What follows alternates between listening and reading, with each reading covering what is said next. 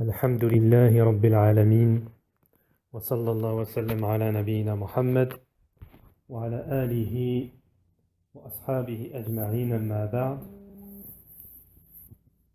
Donc dans la suite de notre cours des trois fondements de l'auteur Cheikh al-Islam Mohammed ibn Abd al-Wahhab, Inch'Allah, nous continuons notre explication de Cheikh al-Fawzan Hafidhahullah. Et dans le cours précédent, on avait expliqué l'alliance et le désaveu. On avait expliqué aimer et détester pour Allah subhanahu wa ta'ala al-wala'i wal-bara. L'alliance et le désaveu. Donc nous continuons ici, Inch'Allah, dans cette explication de l'alliance et du désaveu. Le Cheikh al-Fawzan va nous donner plus ample explication, plus ample détail. Alors, le Cheikh nous dit, et avec l'animosité, la haine que nous avons pour eux, pour les mécréants, les associateurs, il nous est obligatoire, il nous en est pas moins obligatoire de les appeler à Allah subhanahu wa ta'ala. Subhanahu wa ta'ala. Il nous est obligatoire de les appeler à Allah et de ne pas les délaisser. Et de ne pas les laisser, les délaisser. Ils sont les ennemis d'Allah. Haoula'i a'da'illah. Ils sont les ennemis d'Allah subhanahu wa ta'ala. Ils sont aussi nos ennemis. Mais il nous est obligatoire de les appeler à Allah subhanahu wa ta'ala. Peut-être qu'Allah subhanahu wa ta'ala les guidera. فإن يجب علينا أن ندعوهم إلى الله لعل الله أن يهديهم. Peut-être qu'Allah subhanahu wa ta'ala les guidera. Si ils ne répondent pas à cet appel de l'islam, le cheikh nous dit, alors il faudra les combattre avec force. Ou bien ils entreront dans l'islam, ou bien ils devront payer. El-Jizya, ce qu'on appelle El-Jizya, c'est un genre d'impôt. طيب. إن كانوا من اليهود والنصارى والمجوس. Si ils font partie des juifs, des chrétiens ou des adorateurs du soleil, du feu. طيب. À partir du moment où ils se soumettent au jugement d'Allah subhanahu wa ta'ala et qu'ils délaissent ce sur quoi ils sont.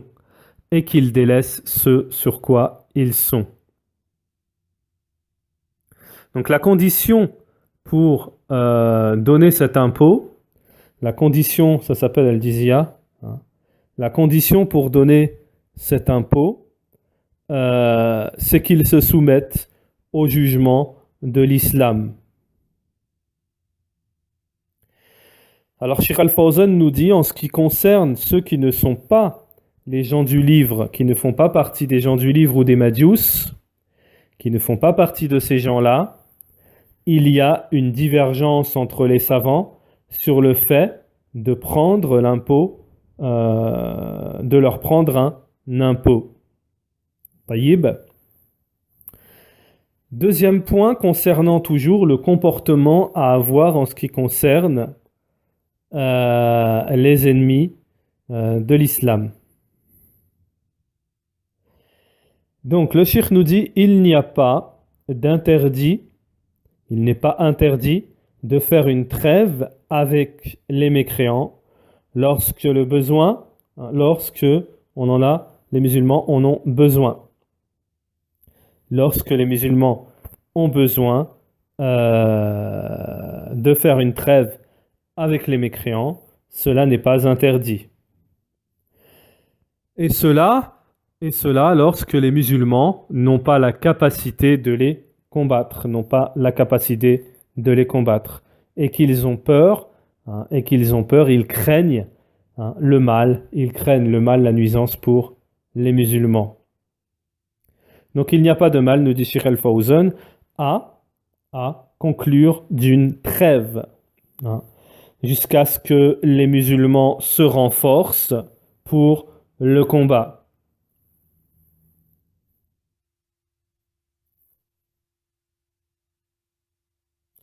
Donc Cheikh Al-Fawzan vient nous apporter la parole d'Allah subhanahu wa ta'ala qui se trouve dans Surat Al-Anfal, verset 61, c'est-à-dire la sourate numéro 8, du verset 61, qui nous dit « Et s'ils s'inclinent à la paix, incline vers celle-ci, toi aussi, et place ta confiance à Allah, car c'est lui l'audient et l'omniscient. » Taïb.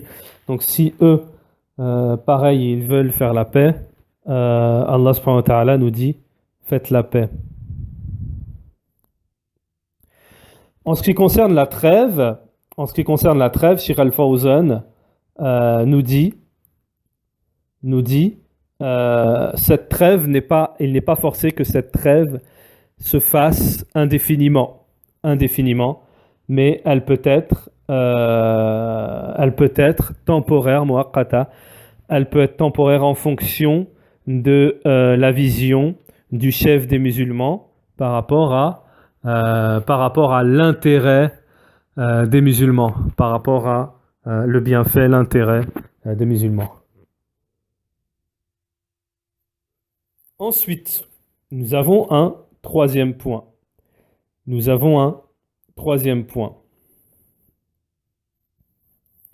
Alors là, nous allons citer 3 points. On en a cité 2. Ces points font référence à quoi?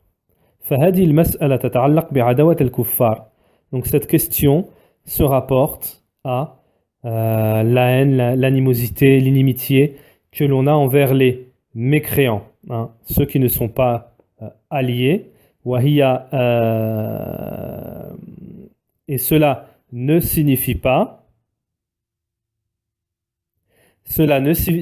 pas, c'est-à-dire l'aveu et le désaveu, le fait de aimer et détester pour Allah, n'implique pas que nous devons couper définitivement et dans l'absolu avec les mécréants dans les choses qui sont utiles, les choses où il y a des intérêts de la vie mondaine.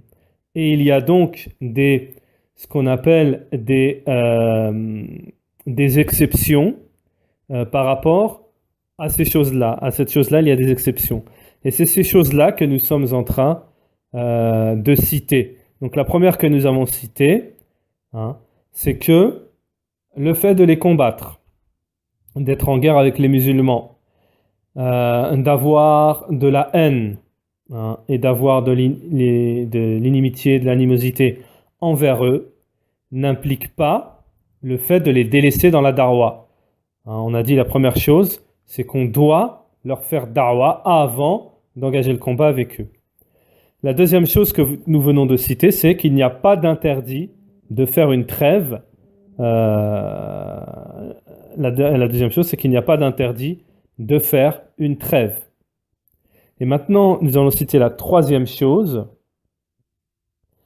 Il n'y a pas d'interdit dans le fait de les récompenser, c'est-à-dire de bien se comporter avec eux, c'est-à-dire d'exceller avec eux, d'être bienfaisant avec eux, si ils sont bienfaisants avec les musulmans. Il n'y a pas d'interdit sur cela. Et le cheikh nous apporte la parole d'Allah subhanahu wa ta'ala pour venir confirmer cette question religieuse. Surat 60, Al-Mumtahana, l'éprouvé. Et le verset, c'est le verset 8. Allah ne vous défend pas d'être bienfaisant et équitable envers ceux qui ne vous ont pas combattu pour la religion et ne vous ont pas chassé de vos demeures, car Allah aime les équitables. Taïb. La yanhakumullah عن الذين لم يقاتلوكم في الدين ولم يخرجوكم من دياركم أن تبروهم عفوا وتقسطوا إليهم إن الله يحب المقسطين. طيب. الممتحنة, verset 8. Le quatrième point, c'est que le père mécréant, il est obligatoire que son fils musulman,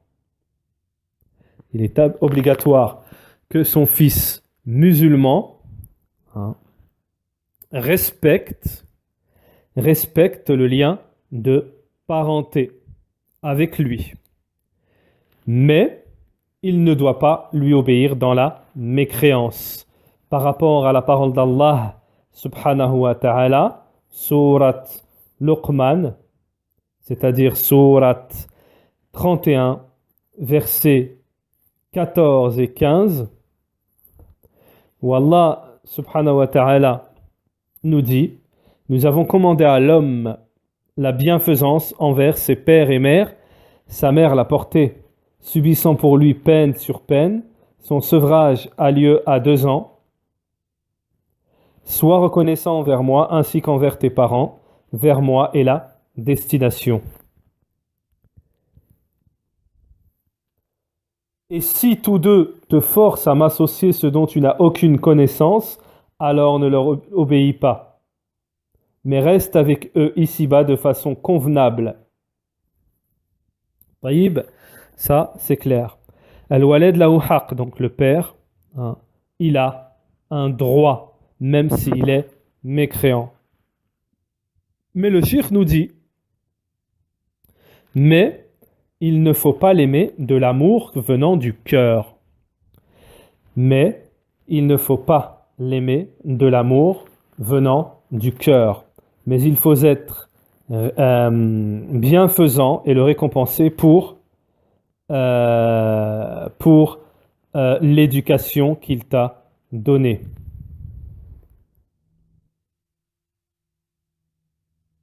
Alors, le cinquième point, c'est-à-dire le point qui n'empêche pas, qui n'entre pas dans l'aveu et le désaveu, c'est-à-dire le fait d'aimer et de détester pour Allah, c'est de faire du commerce avec les mécréants et d'acheter chez eux ou qu'ils achètent chez nous selon le besoin et l'intérêt, c'est-à-dire acheter de la marchandise lorsque le prix est intéressant. Lorsque le prix est intéressant. Lorsque le prix est intéressant. Taïb.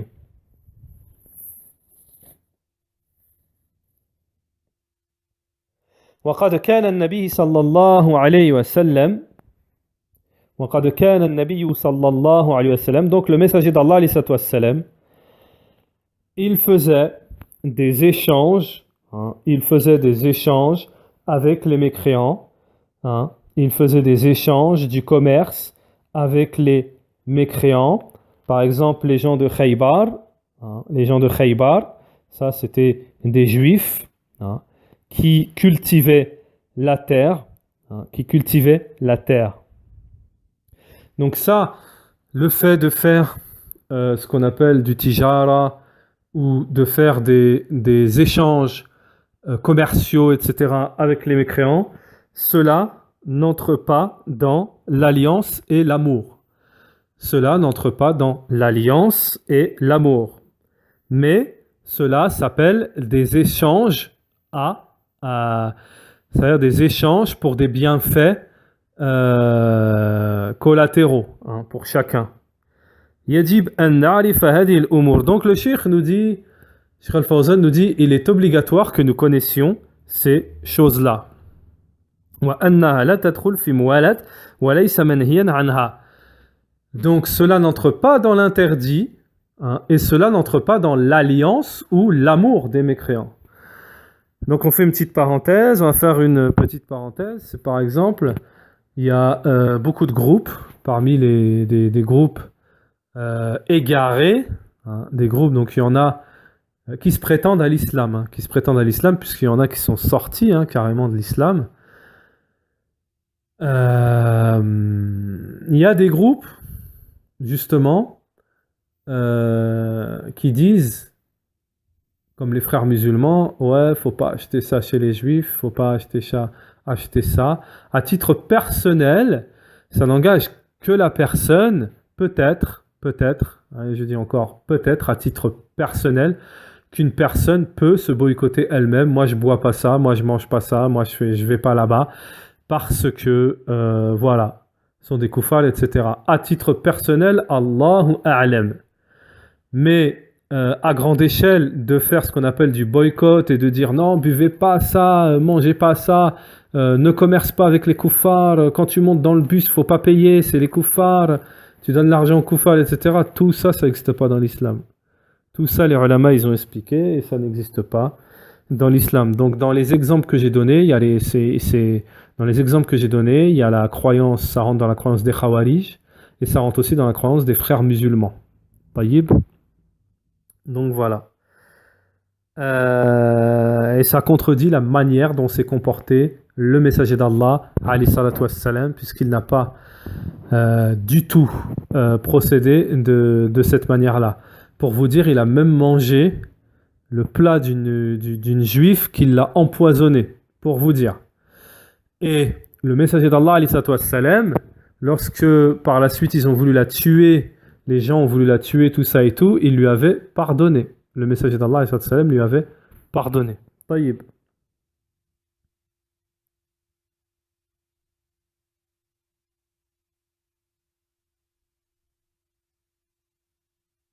Subhanallah. Et bien justement, en parlant de ça, Subhanallah, justement en parlant de ça, Sheikh Al-Fawzan ici, il nous parle de cet exemple. Le fait de prendre la nourriture, de manger la nourriture des Juifs, le messager d'Allah, alayhi salatu wassalam, hein, l'a fait et en est mort. Taïb. Donc le fait d'acheter de la nourriture chez les Juifs, il n'y a pas d'interdit à cela parce que ce sont des choses de la vie mondaine et ce sont des choses où il y a un intérêt. Hein. Et cela n'indique pas l'amour, hein, l'alliance venant du cœur. Alors le cheikh il nous dit il faut absolument savoir faire la différence entre telle et telle chose, entre ces choses-là, parce qu'il y a des gens lorsqu'ils entendent les textes, d'animosité, de haine envers les mécréants et du fait de ne pas les aimer, les détester, etc. Il comprend par cela qu'il ne faut pas œuvrer avec eux. Il ne faut pas échanger, il ne faut pas œuvrer, etc. Hein. Et il met cela en pratique. Hein. C'est-à-dire il fait une coupure, et cette coupure est... il se met une interdiction, une coupure qui n'a pas lieu d'être. Taïb. Donc le cheikh nous dit que tout cela est connu chez les gens de science, il y a des jugements, il y a des limites, il y a des conditions qui sont connues chez les gens de science et qui sont tirées du livre d'Allah et de la sunna du prophète, alayhi salatu wassalam. Donc, le 6e point, c'est qu'Allah subhanahu wa ta'ala a permis de se marier avec les femmes des gens du livre. Avec les femmes des gens du livre, à condition qu'elles soient chastes et pieuses. Taïb. Et Allah subhanahu wa ta'ala nous a permis aux musulmans aussi de manger leur sacrifice, leur viande sacrifiée. Taïb.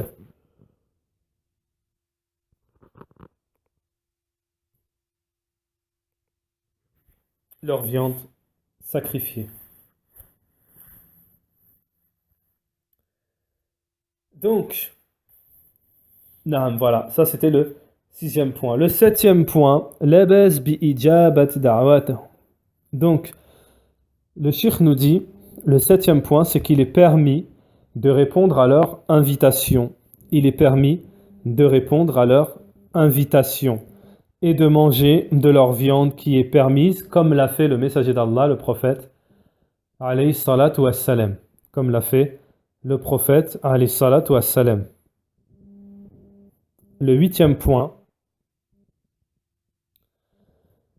Le 8e point, c'est la bienfaisance envers les voisins mécréants, car ils ont un droit, c'est le droit du voisin.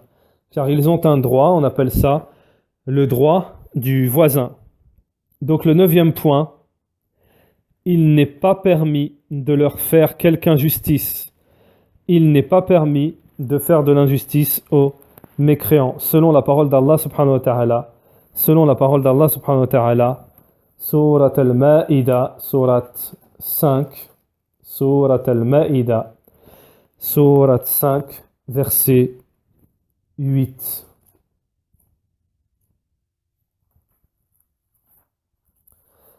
Donc il n'est pas permis de faire de l'injustice aux mécréants, aux non-musulmans.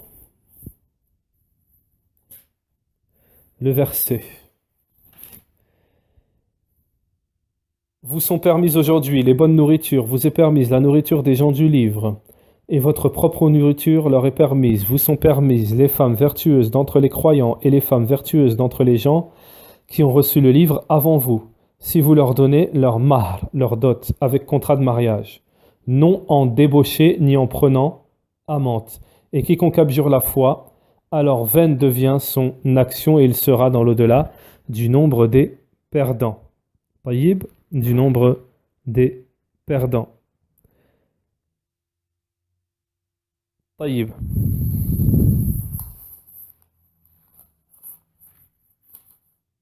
Donc ça c'était pour... en fait j'ai cité le verset 5. J'ai cité le verset 5 qui est un dalil pour le fait de pouvoir se marier et de manger de leur viande. Mais nous ici, il est interdit de leur faire de l'injustice. C'est le verset numéro 8. C'est le verset numéro 8. Ô les croyants, soyez stricts dans vos devoirs envers Allah et soyez des témoins équitables. Et que la haine pour un peuple ne vous incite pas à être injuste. Pratiquez l'équité, cela est plus proche de la piété et craignez Allah. Et que votre haine pour un peuple ne vous incite pas à être injuste. Taïb.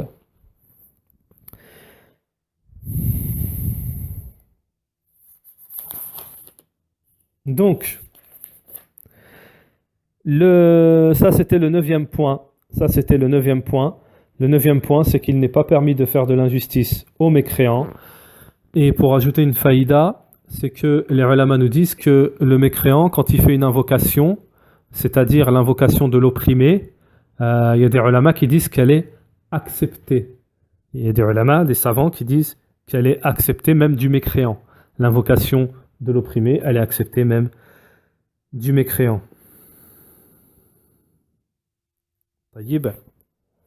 Donc, Inch'Allah, pour aujourd'hui, nous avons terminé ce chapitre de Al-Wala wal-Bara. Nous l'avons terminé.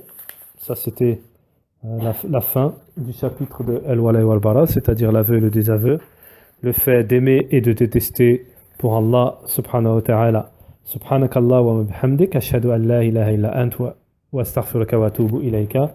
Wa sallallahu wa sallam ala nabiyyina Muhammad wa ala alihi wa sahbihi ajma'in.